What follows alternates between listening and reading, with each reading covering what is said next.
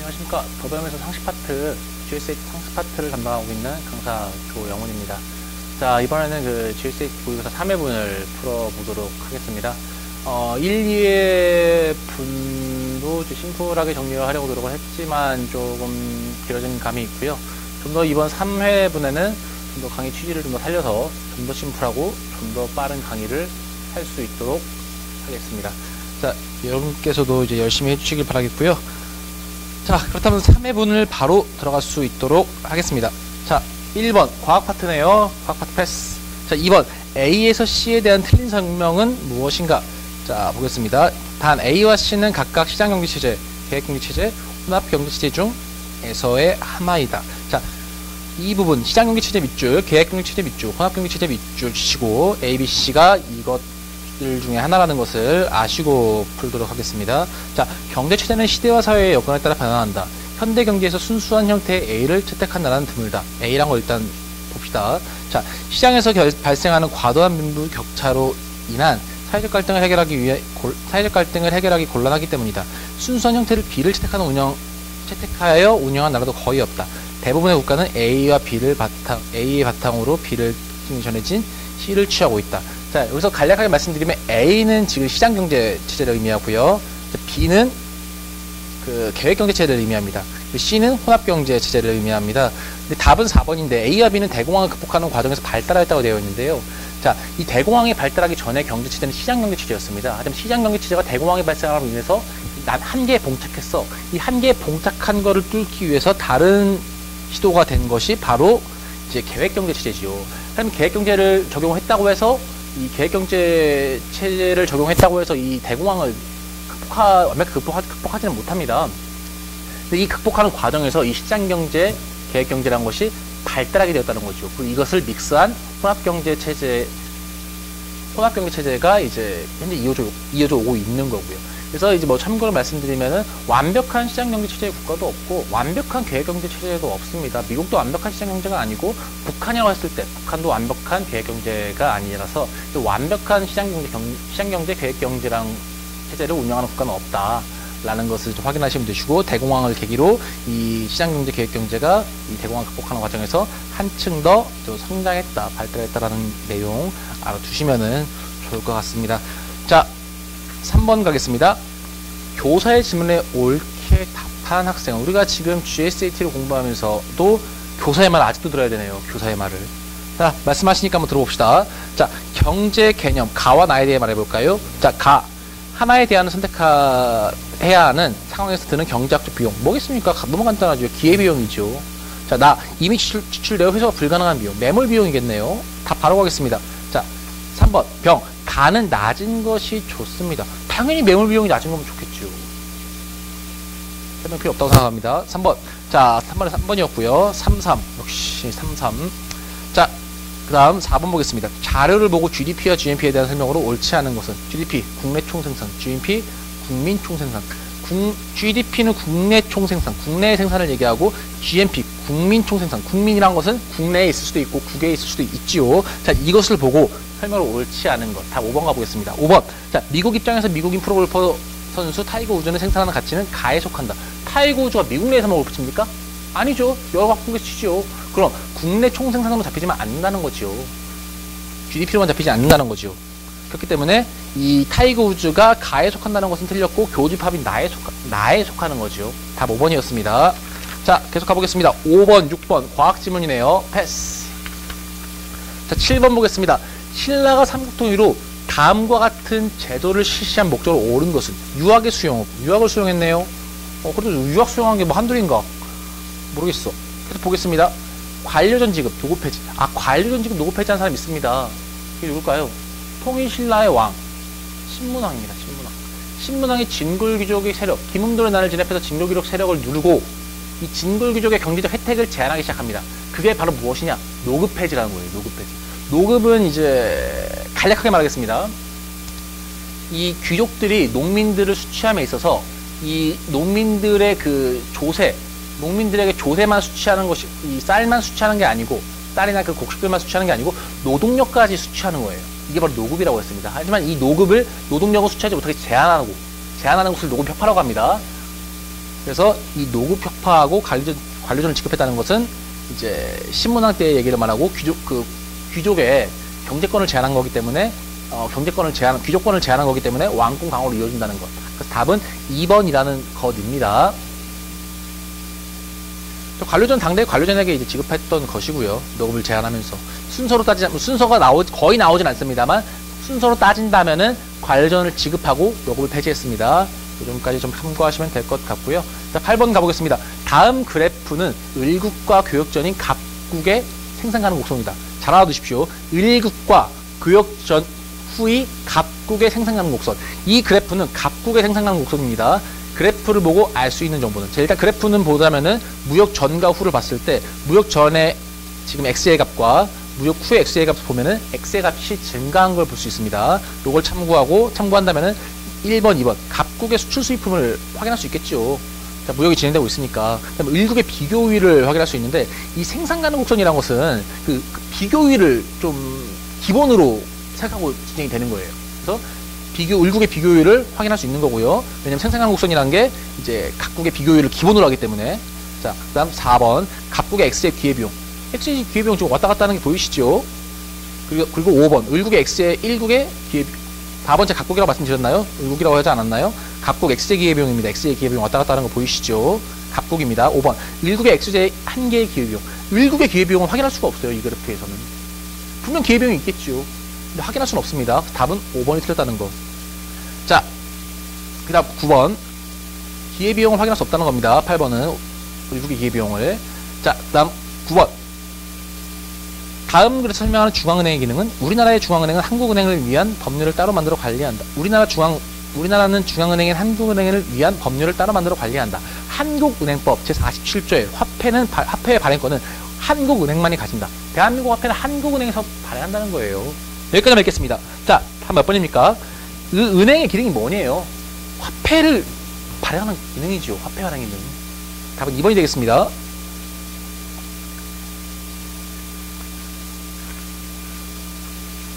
자, 10번 가보겠습니다. 다음 그림과 관련 있는 일제의 식민통치 방식과 대표적인 정책을 바르게 연결한 것은 이 처자, 이 여학생, 이 여성이 지금 끌고 가는 사람 누구냐?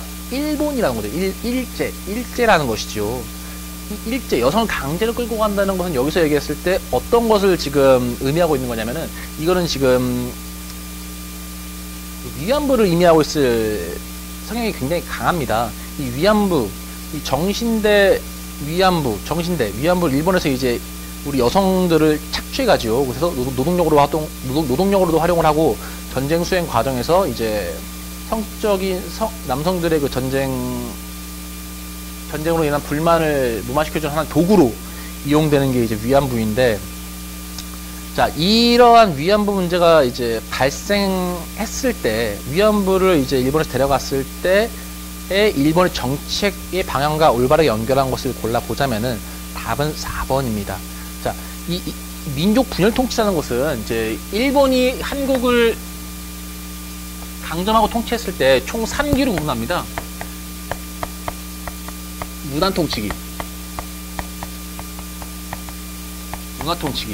다음에 민족 말살 통치기, 민족 정신을 말살한다는 것이죠. 뭐 연도까지는 쓰지 않겠습니다.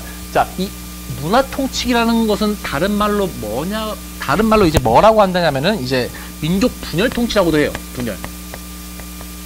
한반도 회유책이죠. 회유책. 문화 통치한다는 명목으로 이제 한민족들을 회유한다는 거예요. 회유. 그래서 이때 굉장히 많은 사람들이 일본의 회유에 넘어갑니다. 이광수도 마찬가지죠. 근데 이 문화 통치기 때 위안부 착취했다는 게 아니죠. 위안부 착취했다는 것은 민족 말살 통치기 때 위안부 문제가 발생을 하죠. 현재도 이 문제가 굉장히 지금 오늘 강의 촬영하는 당일이 지금 2016년 11월 6일인가 7일입니다만 현재도 이 위안부 문제가 굉장히 예민한 문제입니다. 그래서 이 문제는 나올 수 있는 문제니까 지금 현재 이슈, 역사적인 사건에 대해서 다 관련이 있기 때문에 나올 수 있는 문제니까 여러분께서 좀 유심히 보시면 되시고, 민족 분일 통치가 이루어졌을 때는 문화 통치였고, 자, 이 일본식 성명이 강요되고 위안부 문제가 발생했을 때는 민족 말살 통치였다라는 것을 참고하면 좋겠습니다. 마음이 아프죠? 마음이 아픈 일입니다. 좀 이런 문제를 대할 때 마음이 좀 불편하다는 것을 좀 굉장히 느낍니다. 자, 11번 가겠습니다. 다음과 같은 배경으로 설립된 법에 대한 설명으로 옳지 않은 것은, 자, 2002년 부패방지법이 시행되고 국민권익위에서 국민권익위가 다시 읽겠습니다. 죄송합니다. 2002년 부패방지법이 시행되고 국민권익위와 권익위가 설치되었으나 공직자의 부패 비리 사건이 끊임없이 발생했다. 특히 2010년 스폰서 검사 사건이 발생했고, 이 향응과 금품 수수를 했음에도 불구하고, 이 검사가 향응과 금품 수수를 했음에도 불구하고 이 향응과 금품 수수에 대해서 직무 관련성이 없다는 이유로 무죄로 선고받아서, 기존의 법으로 이제 분명 검사가 향응 금품 수수를 했음에도 불구하고 처벌하지 못하는 일이 발생하니까 이에 보완적인 법을 만들어야 된다는 것이죠. 이 보완적인 법을 만들어야 되는데, 이들을 기존의 법으로 처벌하지 못하는 공직자들의 부정부패 비리를 규제하는 법이 제정되어야 한다는 여론이 일었다. 현재 2016년 10월 7일 이 기준에서는 이 법이 제정되어 있습니다. 속칭 김영란법이라고 하죠. 근데 이 법에 대해서 옳지 않은 것은 무엇이냐 라고 했을 때 4번입니다. 경제적 이익을 같이 하는 배우자는 법의 적용 법의 대상자가 아니다. 배우자도 대상자입니다. 아무 직무 관련성 없이, 대가성 없이 돈 받았어. 그럼 죄가 된다는 거예요. 기존에는 직무 관련성이 없으면 죄가 안 된다는 거였는데, 이것으로 인해서 처리 못하는 굉장히 부패한 공직자들이 나오기 때문에 이것에 대한 반성으로 지금 김영란법이 만들어졌다는 거죠. 굉장히 나올 수 있는 지문이고요. 공직자 혹은 공인들, 김영란법에 해당하는 사람들이 물품을 받는 것 외에도 배우자가 물품 받았다 하더라도 처벌된다는 거예요. Why? 부부는 일심동체 아닙니까? 부부는 일심동체니까 배우자가 취득한 이익이나 이 당사자가 취득한 이익이나 같다고 보는 것이죠. 답은 4번입니다. 좀 제시문을 읽으면서 좀 혼란스러운 부분이 있었는데 죄송하다는 말씀을 드리겠습니다. 자, 다음 12번, 13번은 과학지문입니다. 패스. 자, 14번. 다음 밑줄친 가에 들어갈 알맞은 용어는, 밑줄친 가가 뭐겠습니까? 확인해 보겠습니다. 땡땡기업은 뿅뿅기업을 1,000억 원에 인수하기로 결정하였다. 이번 M&A를 통해 땡땡기업은 산업 핵심 기술 3가지를 모두 확보하게 되었으며, 기초 원료부터 원료 밑줄, 최종 제품까지, 최종 제품 밑줄, 처음부터 끝까지 제품 생산하는 원료 생산부터 최종 제품까지를 진행하는 뿅뿅 체제를 갖추어 경쟁력이 한층 강화되었다. 이런 처음부터 끝까지에 있는 처음에서 끝까지, 판매까지, 최종 제품까지 이어지는 이 구조를 뭐라고 그러냐? 수직적 계열화라고 합니다. 수직적 계열화. 1번입니다. 처음부터 끝까지 수직적 계열화 키워드입니다. 자, 그럼 14번은 1번이고요. 15번 가겠습니다. 자, 기업과 리을에 들어갈 경제학적 개념을 옳게 연결한 것은, 자, 제가 답을 적용해서 그대로 읽어보도록 하겠습니다. 국제거래는 절대 우위에 의해 발생하기도 하지만 오늘날 무역이 이루어지는 핵심적인 이유는 비교우위에 의해 상호이익을 얻을 수 있기 때문이다. 비교우위란 한 나라가 다른 나라에 비해 낮은 기회비용으로 재화나 서비스를 생산할 수 있는 능력을 말한다 라는 것입니다. 답 3번이 되겠죠. 자, 16번 보겠습니다. 다음 글에서 설명하는 사회규범으로 해당하는 그림은, 자, 1번이란 거, 이게 좀 사진으로 하지 말고 좀 글로 할 걸 그랬습니다. 자, 1번, 선택지 1번은 도덕이고요. 2번은 종교고요. 3번은 이제 관습, 명절이고요. 전통이죠, 전통. 그다음 4번은 이제 법, 5번도 법입니다. 근데, 자, 우리 제시만 볼까요? 한 사회에서 오랜 세월 동안 반복해서 지켜져 내려온 행동 양식은 사회 행동 양식, 이건 지금 3번을 얘기하고 있는 겁니다. 명절, 관습을 얘기하고 있는 거죠. 명절은 관습이니까 관습을 얘기하고 있는 겁니다. 답은 3번입니다. 좀 이제 죄송합니다. 글로 좀 구성을 할 걸 그랬습니다. 자, 17번으로 가겠습니다. 어느 학교 앞 밑줄. 학교 앞에서 찍은 사진이다. 사진에서 제한당한 기본권. 학교 앞에서 찍었대요. 메르스 예방을 위해 휴업을 실시합니다. 아, 학교가 휴업하는 거니까 휴교겠네요, 휴교. 자, 휴교를 했습니다. 휴교로 인해서 제한당하는 기본권은 평등권, 저항권, 참정권? 아, 제한 안 당했습니다. 사회권입니다, 사회권. 학교에 가는 권리는 사회권에 해당합니다. 근데 지금 휴교를 했기 때문에 학교 가지 못하니까 사회권이 침해당했다는 거죠. 답은 4번이 될 수 있습니다. 자, 18번은 과학지문이고요. 19번 가겠습니다. 다음 사상들이 등장한 배경으로 옳은 것은 유가, 도가, 법가, 묵가. 여러 가지 사상들이 나타나고 있는데, 이러한 사상들이 나타나던 시기는 어떤 시대냐? 춘추전국 시대인데, 춘추전국 시대는 중국이 여러 나라들이 경쟁하던 시기예요. 근데 이 나라마다 각자의 사상들을 갖고 있습니다. 이 사상들이 이 시대를 그래서 제자백가의 시대라고도 합니다. 여러 가지 사상들이 발흥했다고 해서. 그래서 이 사상들이 등장하게 된 배경으로 옳은 것은 3번으로 가보십시다. 각 나라가 부국강병을 위해 노력하였다. 각 나라가 부국강병을 위해 중국을 통일하기 위해 노력하였고, 또 이 각 나라마다 각기의 사상을 갖고 있었다는 것이죠. 자, 이 유가도가 법가 묵가가 춘추전국 시대에 발생한 거 아니? 또 이 나라들이 여러 개의 나라들이 난립해 있었고 경쟁하던 시대인 걸 아니? 라고 물어보는 문제였죠. 이거 알지 못하면 풀기는 어려운 문제였습니다. 제시문 갖고는 이제 여러 가지 답을 유추하기는 쉽지 않아요. 자, 그리고 20번 보겠습니다. 밑줄 친 내용의 사례로 옳은 것을 보기 위해서 모두 고른 곳은, 자, 13세기 인도의 이슬람 왕조가 성립된 이후, 이슬람 밑줄, 이슬람의 세력의 인도 진출이 꾸준히 이어졌다. 그 결과 종교 언어 건축 등에서 인도의 힌두 문화와 이슬람 문화가 융합되어 갔다. 이 융합된 문화를 고르면 되겠습니다.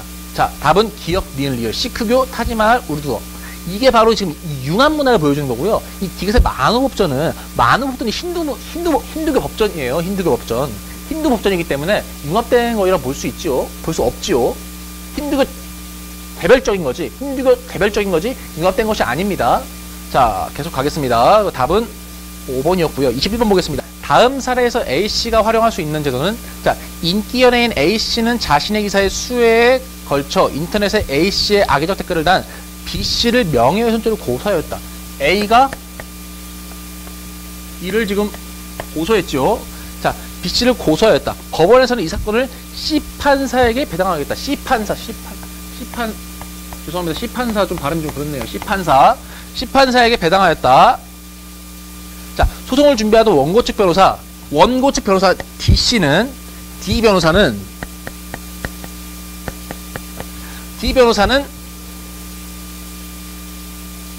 피고 B씨와 이 B씨와 C씨가 B와 C가 친구 사이란 걸 알았대요. 친구 사이.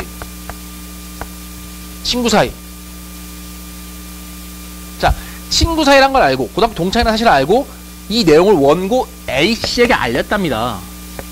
야, 판사와 지금 피고인이 친구야 라는 걸 알렸다고 하세요.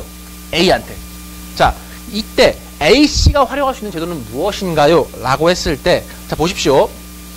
자, 이 B와 C가 친구예요. 판결은 누가 합니까? 판사가 합니다. 근데 둘이 친구일 때 우리가 남이가 얘한테 유리한 판단 나올 수 있다는 거죠. 그럼 이 원고는 어떻게 될까요? 원고는 이 판사의 판단을 믿을 수 있을까요? 친구가 친구한테 한 판단 믿을 수 있을까요? 믿기 어려울 수 있습니다. 원하는 판단이 나오지 않았을 때 믿기 어려울 수가 있어요. 그래서 이런 경우에 이 A가 판사 C를 기피할 수가 있습니다. 야, 너 판사야. 너 친구잖아, 쟤랑. 너 B랑 친구잖아. 나 너 믿기가 어려워. 다른 판사 대줘. 라고 하는 게 바로 기피 신청입니다. 기피 신청. 답에 법관 기피 신청 나와 있죠? 기피 신청입니다. 실제는 많이 발생하지는 않습니다. 실제로는. 판사를 기피한다는 것은 판사를 기피했어. 다른 판사 받아. 얘가 기피해서 들어왔네? 내 판사, 왜 내 동료 판사 못 믿었지? 라고 하는 불신이 감정적으로 발생할 수 있기 때문에 실제로 이제 기피 신청이라는 건 많이 발생하지 않죠. 이런 사례가 발생하기 어렵고요. 법원에서 이렇게 배당을 하지도 않습니다. 알고도. 그래서 실제로 발생하지 않습니다. 여러 가지 이유들로 한해서. 자, 그래서 답은 21번에 2번이었고요. 22번 보겠습니다. 다음 한자어는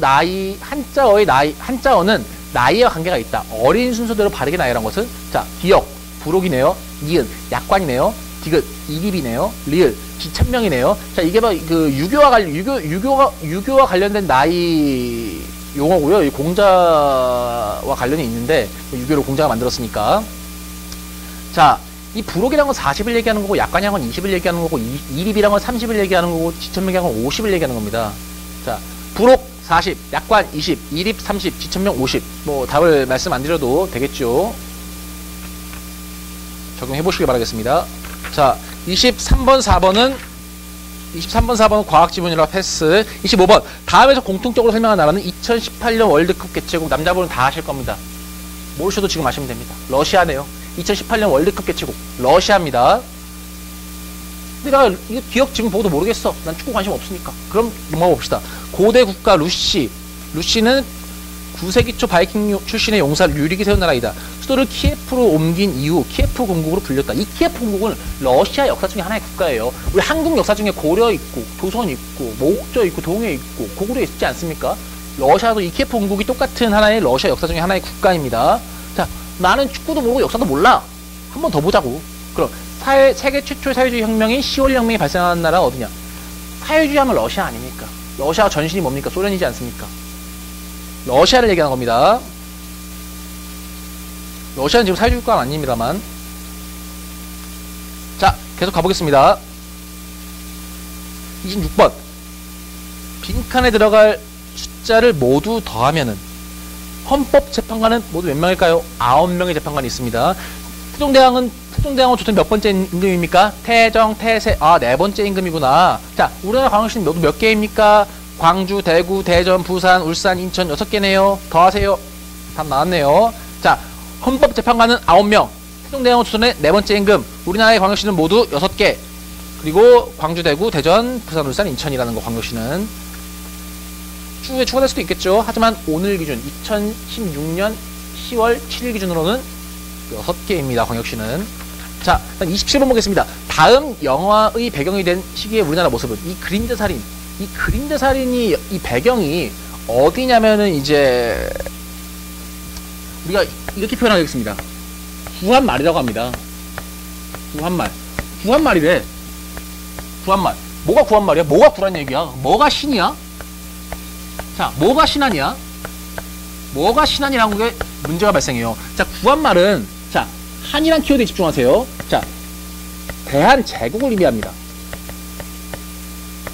고종이 러시아 공상에서 돌아오면서 이제 조선은 대한제국이고 황제국가라는 걸 표방하죠. 대한제국을 표방합니다. 하지만 이 대한제국 멸망하죠. 일제가 병탄하죠. 멸망합니다. 그래서 이 새로운 새로운 대한국을 건설한다.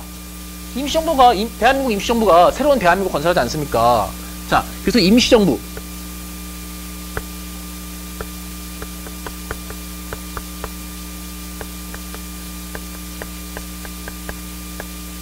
자, 이 구한국은 대한제국이라는 거고, 이 신한국은 이 민국. 이제 황제가 다스린 나라가 아니야. 백성 민이 다스린 나라야. 이제 우리 그런 나라 아니야. 이게 신한국이야. 라고 해서 바뀌었다는 겁니다. 자, 구한말은 대한제국기를 지칭하는 거고, 이 신한시대는 대한민국 임시정부 이후를 지칭하는 겁니다. 이 부분은 좀 알아두시면 좋을 것 같고요. 자, 이 영화의 배경이 된 시기의 우리나라 모습을 오른 것은, 자, 이 대한제국이 누구한테 망해요? 일제한테 병탄되잖아요. 이거 우리가 쪽팔리다고 뭐라고 그래요? 경술국치라고 그러잖아요. 경술련에 국가적으로 쪽을 당했다. 경술국치라고 그러죠. 1910년. 그 다음에 이제 구한말은 대한제국기를 지칭한다는 거. 이 신한이란 것은 대한민국 임시정부. 대한민국이 새롭게 세워지고 이 민국 개념으로 다시 새롭게 탄생해서 이때를 신한이라고 한다. 그래서 이 구한과 신한을 비교하기 위해서 구한말, 신한말이라는 표현을 쓴다는 거 참고하시면 될 것 같습니다. 자, 28번 가겠습니다. 다음은 후백제와 후고구려를 비교한 표이다. 비교가 다르지 않은 것은, 자, 5번으로 바로 가겠습니다. 자, 건국자는 건국자, 건국 출신, 도읍, 지역 기반 다 맞습니다. 신라와의 관계가 맞지 않는데, 자, 견훤은 신라의 이호적일 수가 없어요. 이 견훤이 신라 장군 출신인데 어떤 일이 발생하냐면은 이 견훤이 신라 경주에 쳐들어가서 신라 왕을 죽여버립니다. 굉장히 신라 경주를 약탈해요. 인적 물적으로. 그래서 이 신라와의 관계는 적대적이 될 수밖에 없죠. 적대적일 수밖에 없습니다. 하지만 이 후고구려는 이 궁예 때 이제 백제보다는 낫습니다. 백제보다는. 그리고 또 이제 이 궁예 이후에 왕건이 왕이 되는데 궁예가 이제 폭정을 하다 보니까 이 폭정을 물리치고 이제 폭정을 하다 보니까 호족들이 이제 궁예를 갈아서 그 왕건을 왕으로 올리는데 이 왕건은 좀 신라랑 친하게 지내려고 그래요. 그래서 이 후고구려는 좀 신라와 우호적인 성격이 있다라고 보시면 되십니다. 후백제는 신라와 적대적이다. 왜? 경주까지 쳐들어와서 왕을 죽이고 인적 물적 약탈을 했어요. 어떻게 친할 수 있겠습니까?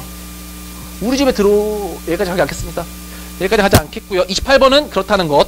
자, 마무리하겠고요. 29번, 30번은 과학지문이네요. 패스. 자, 31번 가겠습니다. 다음 설명하는 태조 왕건의 정책은 무엇입니까? 호족의 자제를 선발하여 개경으로 데리고 와. 자, 호족의 자제를 선발하여 개경으로 데리고 와. 밑줄. 지방행정을 자문을 하게 하면서 동시에 이를 볼모로 삼아 밑줄. 볼모란 게 뭡니까? 인질제도라는 거죠. 인질제도. 이 고려 왕건이 호족의 자제들을 인질로 삼았어요. 왜? 호족의 힘이 세기 때문에 호족이 지방을 다스리는데 반란을 일으키지 못하도록 중앙에 대해 저항하지 못하도록 이 인질을 잡아놓는 겁니다. 이 인질을 바로 볼모라고 했습니다. 이 인질을 잡아놓는 제도를 뭐라고 했을까요? 여기서 뭐가 제일 가까울까요? 그 느낌을 보세요. 인질. 1번이죠. 기인제도지요. 이건 기인제도를 얘기하는 겁니다. 답만 보고 넘어가겠습니다. 간략하고 심플하게. 자, 32페이지. 자, 조선 후기 백성들이 나눈 대화이다. A에 들어갈 대화로 알맞지 않은 것은. 자, 일단 이 옷차림을 보세요. 다 도포를 입고 있네요. 갓을 쓰고 있네요. 양만 차림을 하고 있네요. 자, 양만 차림을 하고 있는데 이름이 돌쇠야. 돌쇠야. 양란이 끝나면서 문화가 새롭게 많이 바뀐 것 같아. 그럼 우리 양란이 끝나면서 바뀐 문화를 봐야 된다. 문화의 포커스를 잡아야 된다는 거죠. 양란이 뭡니까? 임진왜란, 외란, 호란. 외란과 호란을 양란이라고 합니다. 자, 양란 이후에 변화로 알맞지 않은 것은 무엇이니? 라고 했을 때 2번 가보시겠어요? 자, 자네 내일 사군자 그리는 모임을 있는데 같이 가겠나? 이 사군자를 그리는 이제 사군자 그림이 유행했을 때는 조선 전기에 유행을 해요. 조선 후기에 대해서 약간 쇠퇴하기 시작합니다. 답은 2번이라는 거. 물론 조선 후기 현재까지 사군자를 그립니다만 이제 이 양란 이후로 사회가 변동하면서 이 인기가 죽었다는 것이죠. 없다는 것은 아니지만. 자, 그래서 답은 2번이었습니다. 알맞지 않은 것. 사군자의 인기는 꺾입니다. 자, 33번 보겠습니다. 자, 다음과 같은 마케팅 기법을 무엇이라고 하는가? 기업 성공은 마케팅이 8할이라고 차지해도 과언이 아닐 정도로 중요하다. 아, 마케팅이 이렇게 중요하구나. 자, 때문에 기업은 많은 마케팅 비용을 들여 소비자를 탐구하고 분석해 시선을 모으려고 한다. 기업의 성공이 마케팅에 달려 있으니까. 심지어 최근에는 뇌를 촬영한답니다. 뇌를 촬영하고 뇌파를 측정하고 시선을 추적해서 뇌신경과학이 급격하게 발전해 마케팅 연구에 활용되고 있다고 해요. 뇌신경과학이 발전해서 뇌를 측정할 수 있기 때문에 이 뇌 측정 기법이 마케팅에 접목된다는 것이죠. 마케팅에 뇌신경과학을 접목하여 소비자 행동을 연구하는 마케팅이 등장한 것이다. 이거 신조어예요. 자, 이 뇌신경 쪽에 뉴런이라는 신경이 있다고 해요.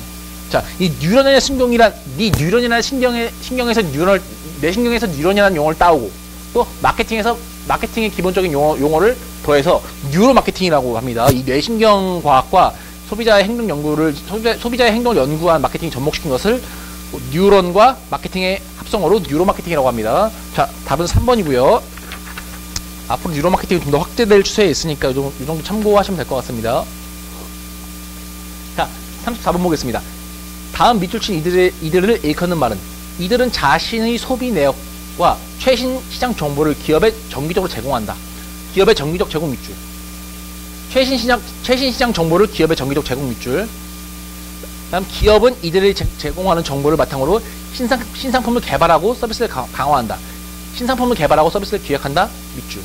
자, 다시 이들의 활용은 기업이 시장의 추세를 소비자로부터 아웃소싱하는 전형적인 사례이며 이는 시시각각 변하는 시장의 트렌드를 따라잡으려는 전략. 시장의 트렌드를 따라잡으려는 전략 밑줄. 다음 마케팅 전략에 있어 속도의 중요성을 나타내고 있다. 속도의 중요성 밑줄. 자, 소비자, 변화에 예민한 소비자들이 기업에 고용돼서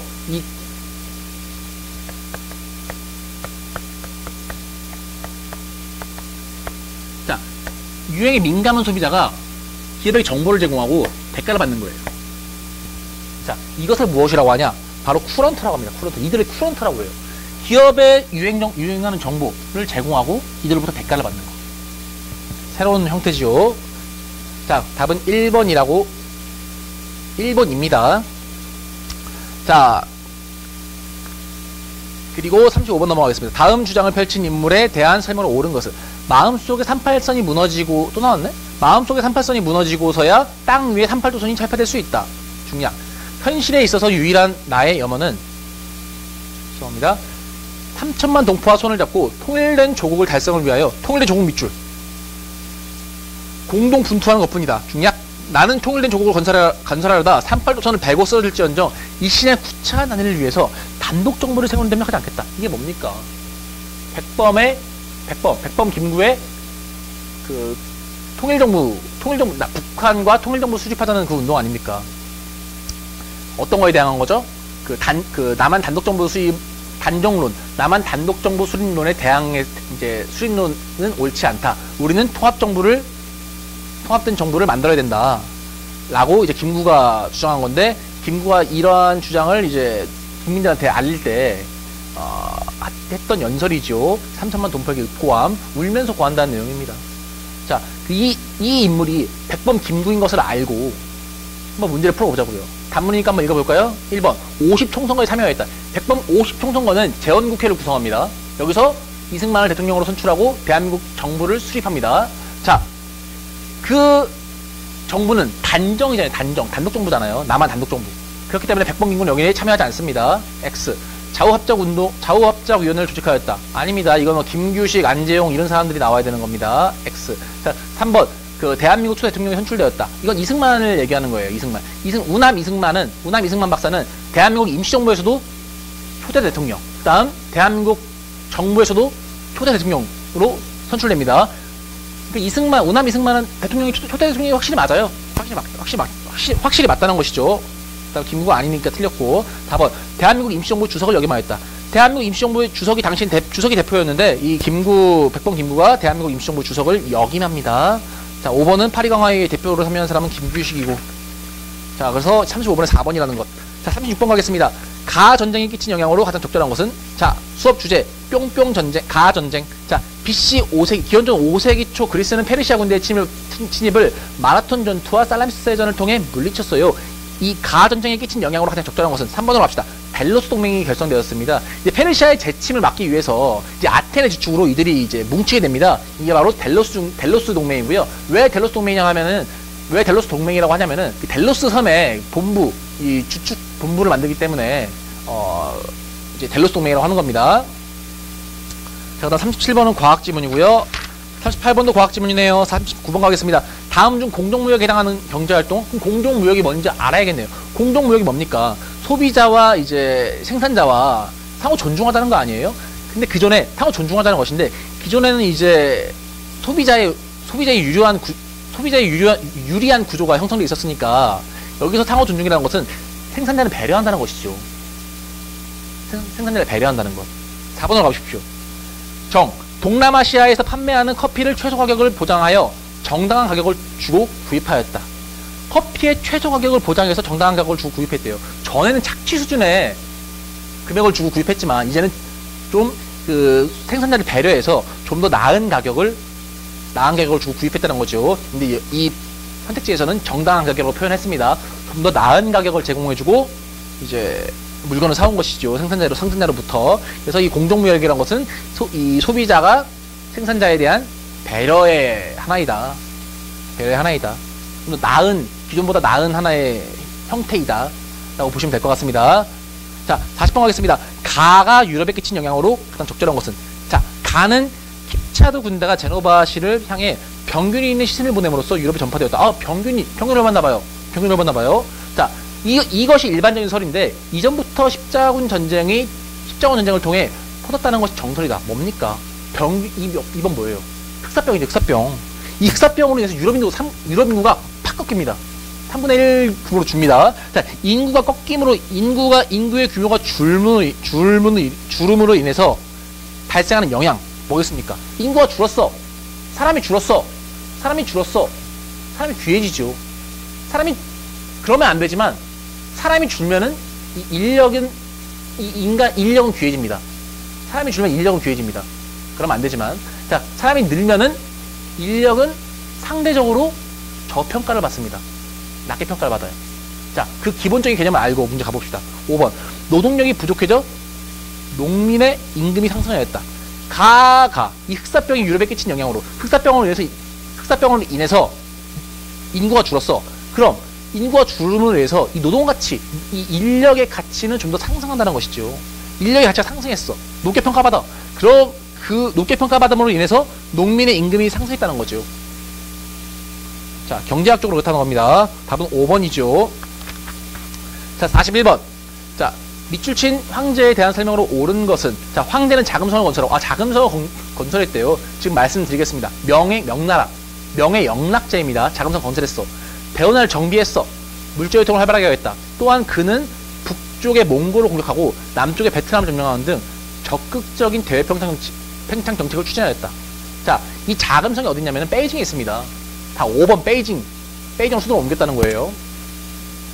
자, 여기서 간략하게 지금 몽골을 공격했다는 말이 있죠. 지금 뭐 두 번째 쪽에 몽골을 공격했다. 성의있게 그려볼까요?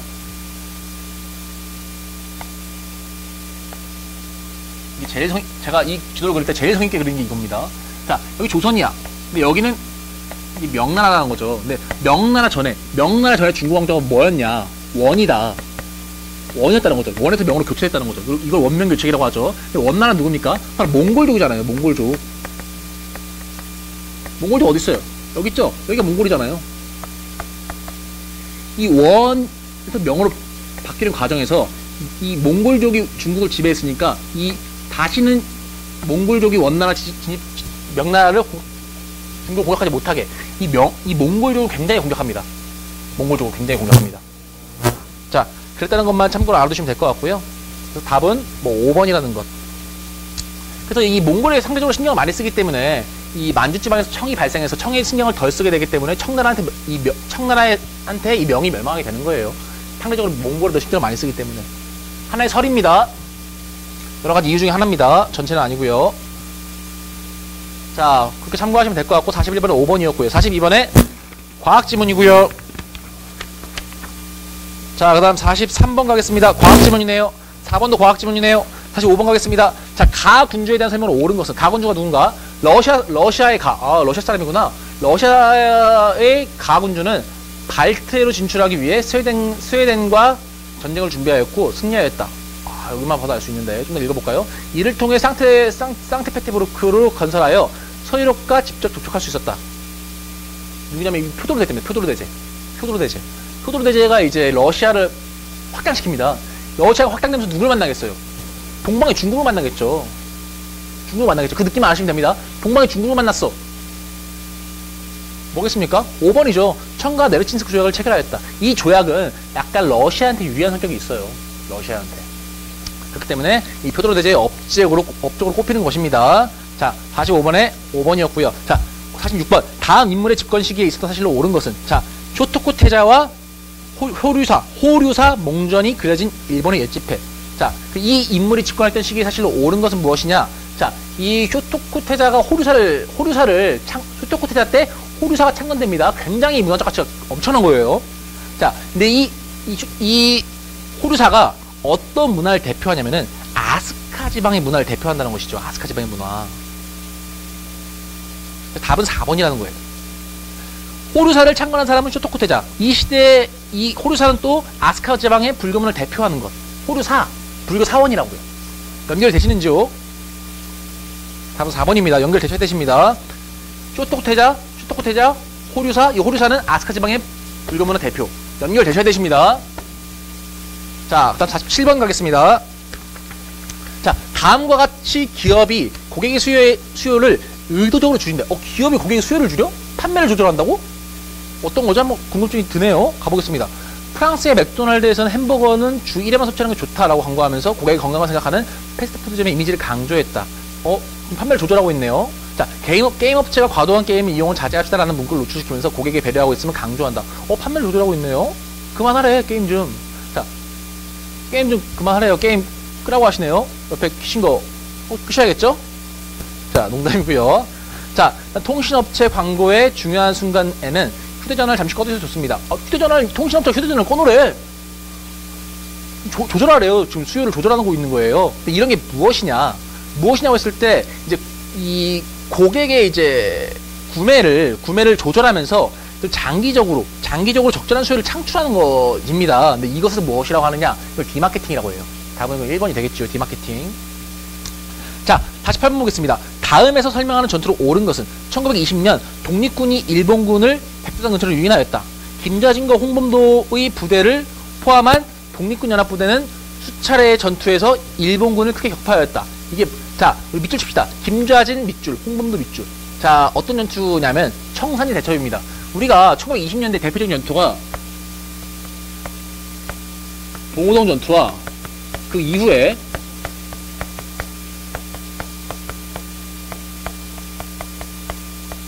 청산리 전투가 있습니다. 뭐 연도는 똑같아요. 1920년.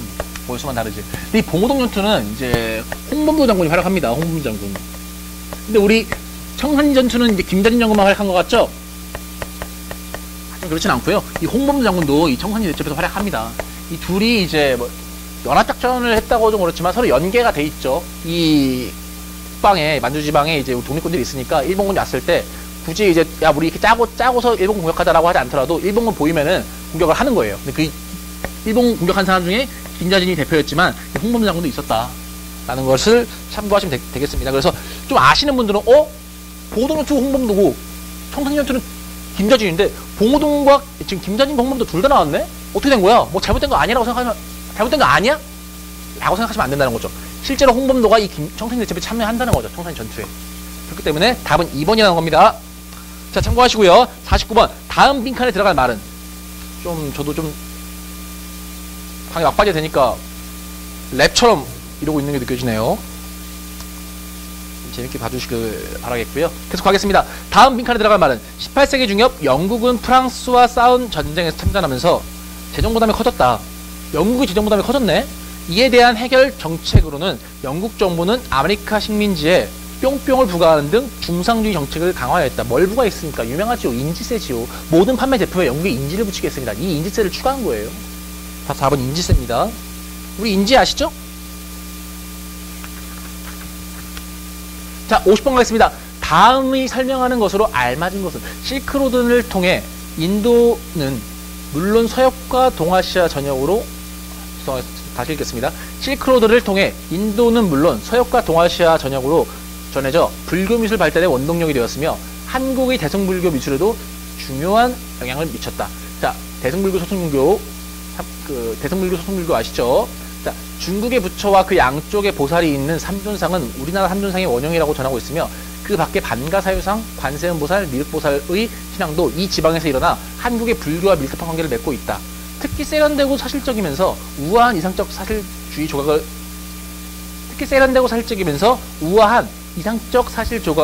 조각이 최고 걸작이라고 하는 경주 석굴암 불상의 미소와 조각 양식도 이것의 영향을 받은 것이다. 자, 석굴암 불상이 뭐예요? 석굴암 본존물이죠. 이 석굴암 본존물을 이 부분을 얘기했을 때 미술사를 얘기해야 되는데 미술사를 지금 얘기할 수 있습니까? 굉장히 어려운 것을. 자, 석굴암 본존물은 이 인도 불교 미술 양식에서 미술 문화에서 간다라 미술에 영향을 받은 거예요. 그래서 석굴암 본존물은 간다라 문화, 간다라 불상에 영향을 받았다. 라고 알고 계시면 됩니다. 간다라 영향을 받았습니다. 답은 4번이 되겠네요. 자, 지금 우리 1, 2, 3회에 걸쳐서 여러 가지 문제를 좀 풀어보았고 좀 의도한 바는 다르게 설명이 좀 길어진 것 같습니다. 그래도 좀 학습하시는데 도움이 되길 바라겠고요.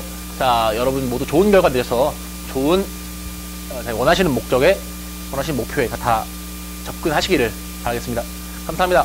조용훈이었습니다.